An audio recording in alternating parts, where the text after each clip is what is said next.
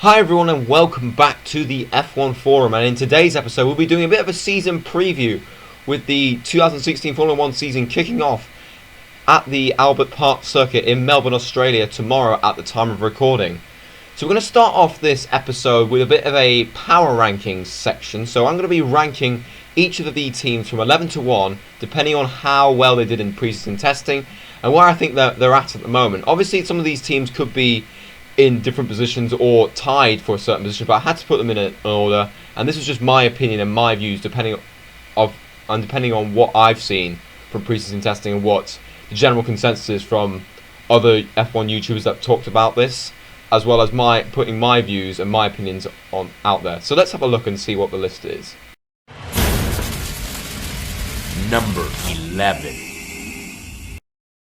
Currently at the bottom of the list, in my opinion, is Renault. Now, it's very nice to see that Renault are back in the sport as a works team, but I just don't think there's been much change relative to the car itself. I think it's quite similar to what the Lotus car was last year, with the exception, obviously, being the change in engine from Mercedes back to Renault, which I think will definitely make them suffer in terms of performances, because the Mercedes obviously was the best engine, is the best engine on the grid right now.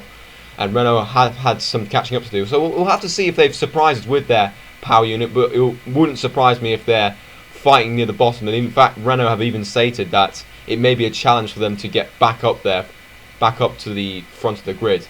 But I'd like to be surprised. In terms of the teammate battle, I'm going to go for Magnussen to beat Palmer over the course of the season.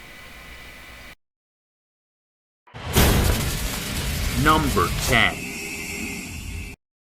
At number 10, it is Sauber. Now, the main reason for this is the fact that their car was late and was only running anger at the second preseason test. They were running their last year's car at the first preseason test, and with I think they're using a 2015 power unit as well. Combined with the fact that the team lacks a lot of resources and money, which told towards the end of last season, where they had a decent car to start off with, but then everyone else caught up in the development race, and Sauber weren't able to go further forward. So I wouldn't be surprised if they're battling with the guys like Renault and McLaren and all the other and the bottom end of the midfield. But again, I'd like to be surprised. Let's hope that Sauber have made some steps forward, but we'll see. We'll wait and see what happens. In terms of the teammate battle, I'm going to go for Nasser over Ericsson. Number 9. At number 9 is Manor. Now, you're probably thinking, why have I put Manor ahead of Sauber and Renault? Well, there's three reasons as to why I've done this. Number 1, they've got the best power unit on the grid now in Mercedes power. That's going to allow them to have a much better straight line speed in terms of defending or attacking cars that they're battling with. Number 2, their car has actually gone 2.5 to 3 seconds faster during the pre-season tests at the Barcelona circuit, faster than the lap times that they were able to do during actual qualifying at last season's race. And number 3, I think Pascal Wehrlein is a very good talent. I think they've done a very good job by both Mercedes and Manor to allow this guy to get a seat for this year. I'm not too sure about Rio Hanyato just yet. He's won a couple of GP2 races, but he hasn't won a championship like Pascal Wehrlein has, and he's been the car a couple of times, which is a bit unprofessional. Again, he's a rookie, so we'll have to see what happens. Manor have a bit more about them, I think, over Sauber and Renault. I think they've got this is their best chance, I think, of actually scoring points in all the seasons that they've been participating, whether they were Virgin Racing or Marussia or now Manor. I think this is their best chance to score points in this age of Formula 1. In terms of the teammate battle, I'm going to go Wehrlein over Harignato. Number 8. Coming in at number 8 are the new kids on the block, Haas F1, the first American team to enter the sport for 30 years. You're probably thinking, why are they a bit further up the list compared with the more experienced teams I've already mentioned on this list?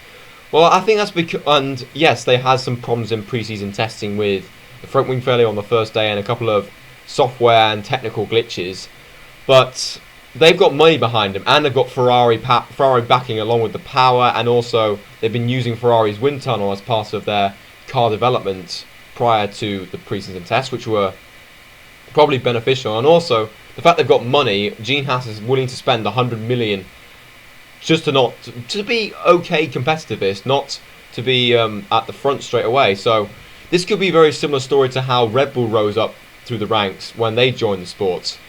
For the teammate battle, I'm going to go for Grosjean over Gutierrez, as Gutierrez has been out of the sport for a year, and I think Grosjean has got the edge over him. Number 7.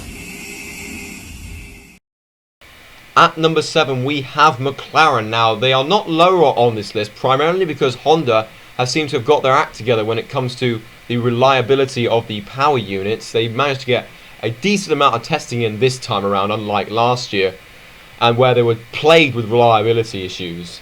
But having said that, they're not higher up on this list because I don't think their car package is good enough still. I don't think the engine, they haven't made enough progress on both the chassis and the engine side of things. So again, I think it might be a bit of a struggle in the midfield for McLaren. They are targeting podium finishes towards the end of the season. I'm not sure if they're going to achieve that. We'll have to wait and see. In terms of the teammate battle, it's quite a tough one between Fernando Alonso and Jenson Button. But I'm going to go for Alonso over Button. Just.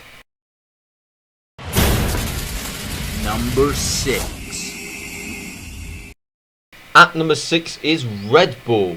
Now, this was a very difficult place for this team to be put, considering that they were the former Constructors' Champions prior to the hybrid era of Formula 1, before Mercedes started to dominate the scene. I think they have nailed the chassis this time around. There was a bit of a problem with the car on that front, alongside the lack of power from the Renault power units that they were struggling. That's why they were down in the midfield battling with their sister teams, Toro Rosso and teams like Force India, etc. I think they seem to nail the chassis as the season got on. That seems to be a trait for Red Bull. If they haven't got a good chassis to start with, they will make it better as the season progresses. But the problem is, as Adrian Newey said, there's only so much that aerodynamics can do to a car. It's all about the power. It's about power as well. And considering how much progress Ferrari have made on the power unit front, it may hamper Red Bull's opportunity to actually compete for the championship this season once again. So it may be a bit of it's a season of transition for Red Bull. This is probably last year where Red Bull will use Renault power, or the new, it's branded Targa Heuer, but it's Renault. Yeah, so it's a transition period for Red Bull. I'd like to see them challenge for podiums though, and I think they are capable of doing that. The teammate battle is going to be interesting because it's between Kvyat and Ricciardo, and now Kvyat got the better of Ricciardo towards the back end of last season.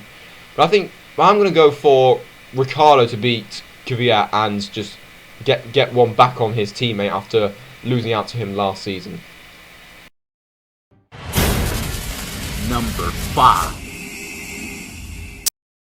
Over the halfway point now, and at number 5 we have Red Bull's sister team, Toro Rosso. Now they had a couple of problems at the first pre-season test because of the sudden changes to the car that they had to make after the very late deal of obtaining 2015 Ferrari power units. But I think that's going to benefit them in the long run, and the fact that they managed to get a lot of mileage and a lot of testing done on this car.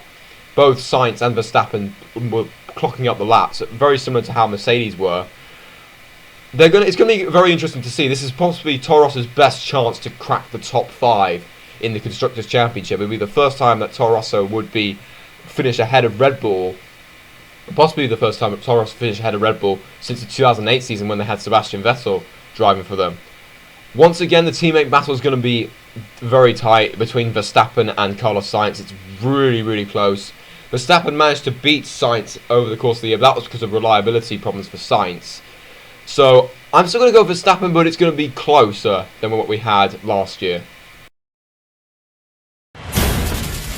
Number 4. Into the top 4 now, and at number 4 we have Force India. Now they had a very strong pre-season testing, a much better job than what they had last year, where they had the only chance they were able to run the 2015 car was in the final pre-season test, and of course it was towards the lower end of the midfield until the halfway point of the season when they released the B-Spec car, which was officially their 2015 car. and the performances showed. Both Hulkenberg and Perez moved up the championship as well, and Force India finished into the top 5 of the Constructors' Championship for the first time since this team was actually in the Jordan era, which was about 15 years ago. In terms of this is going to be very interesting to see. I'd like them to get more podiums compared to just the one every season that they seem to be getting now.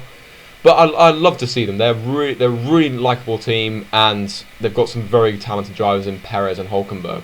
Speaking of Hulkenberg and Perez, I mean, it's a very tough teammate battle. Hulkenberg had the advantage in 2014, but Perez had a much better 2015 after a poor start, but he then got the podium that allowed Force India to pretty much maintain that 5th place. Hulkenberg still hasn't got a podium yet, and Perez already has a couple for Force India.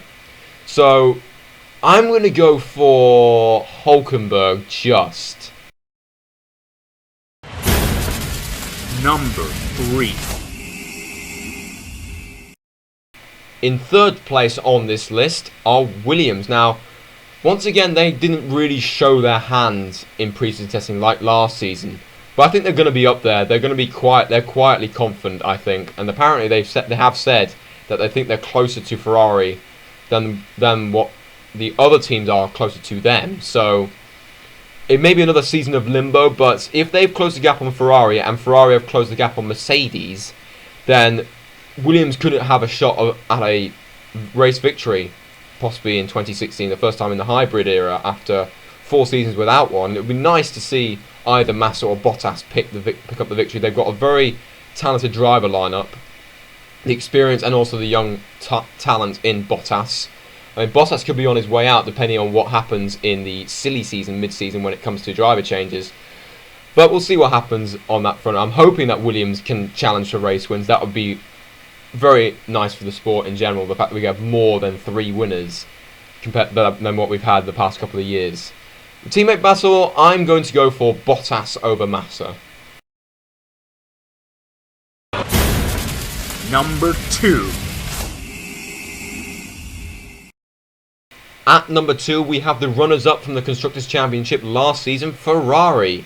Now, they've made a lot of changes to their car, and they had a couple of teething problems with a couple of reliability issues. So, is the 2016 Ferrari power unit not as reliable as the 2015 power unit? I mean, they had a few problems with Raikkonen's car last season. There are a couple of problems with Raikkonen's car this season. They've changed also the suspension. They're using a push rod system compared to what they had last year. But I'm hoping that they're able to close the gap to the dominant Mercedes cars. It'd be really good if they have done so, and yeah, it would just make the racing a lot closer and a lot more entertaining for the neutral fans like myself. And also it would mean that Vettel's back in a real title fight, possibly Raikkonen as well. But I think Raikkonen will be a bit more like a Webber style, where he would pick up the pieces if Vettel was having problems or if any of the Mercedes were having problems. He needs to do that though if he wants to stay around in Formula 1 for a bit longer. This is again his last year in his contract, and after an indifferent start to the 2015 season, mainly because of bad luck, he needs to just really amp it up, possibly try and beat Vettel a couple of more times than what he did last season. Maybe a couple of race wins would also help their cause out. The teammate battle, I'm going to go for Vettel beating Raikkonen. I think that's quite clear that's going to happen. Number 1. And no surprises here. At number 1, we have the reigning defending Constructors' Champions, Mercedes. Now, they just completely obliterated the field when it came to testing mileage. They did 19 race distance number of laps. That just shows how beastly this new Mercedes power unit is, and how beastly this reliability of the car is. I mean, they had a problem with Hamilton's transmission on one of the days, but all in all, it was a very good preseason test once again for Mercedes. The one thing I'd like to see though is Rosberg taking the fight to Hamilton. We need that, I think. That's what made 2014 quite an enjoyable season, whereas 2015 was really, it was a bit of a anti-climax when it came to the battle between the two Mercedes. Hamilton had the edge over Rosberg for the majority of the year, with the exception being the last few rounds of the championship. In terms of the teammate battle, I'm going to go for Hamilton to beat Rosberg again. Not sure will be possibly for the title, most likely for the Drivers' Championship, but it will be much closer than what we had in 2015, more like a 2014-esque season. The next thing we're going to talk about is some of the rule changes that have taken place for the 2016 season. I'm not going to go into too much detail on most of them, except for the qualifying format changes. I'm just going to say the fact that now that each driver gets to choose from 3 sets of compounds for the race weekend. So Pirelli provides the 3 compounds you can choose from, but you can select a certain set from each certain number from each set. So it widens the scope for race strategy. Also, radio communication has been minimized again to try and put it more in the hands of the driver. That's also a very good thing to do and to add implement into the regulations. I think it gives more impetus on the driver making the decisions at certain points in the race. Of course, I want radio communication for really important things, like if the car's about to break down or something like that. But I want to actually emphasize on the new qualifying format that's being introduced for this season.